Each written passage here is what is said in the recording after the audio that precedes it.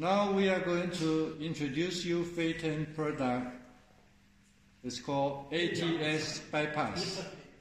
ATS bypass main function is that we have two power supply, main power supply ATS and bypass power supply ATS.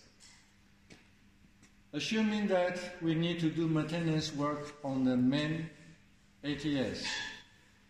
So what we have to do is that we will switch the power supply from the main ATS to the bypass ATS. And then we will take out the main ATS for maintenance. After the maintenance is done, we will push it back and switch the power supply from bypass to the main ATS. Now we are going to demonstrate what I just told. Please go ahead. First of all, we make a switch here, so the main switch to bypass switch is done. And as you can see, the power supply from main ATS is complete, it's done. And the power supply from bypass ATS is on. And next, we need to push the unlock button.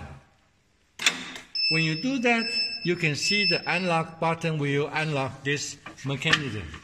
And then we start to do the roll out of main ATS.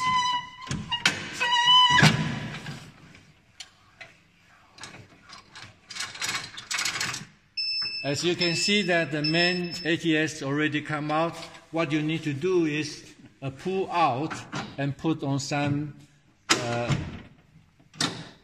plate and somewhere to do the maintenance. When it is done, assuming the maintenance of main ATS is done, and we will put it back now.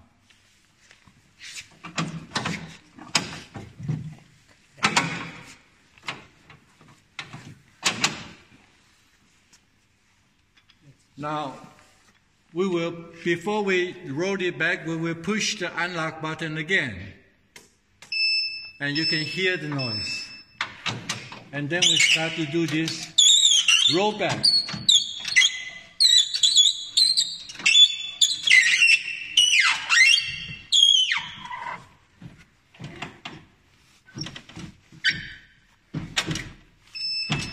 As you can hear the noise again, that means the main ATS is sit on right position. And at this moment, you can switch back from the bypass ATS to main ATS. And you can see both green light on. And you can see the bypass ATS power supply is off. And come back to the main ATS. So this is the function of this bypass ATS. You can do the maintenance of ATS without the power interruption. Done.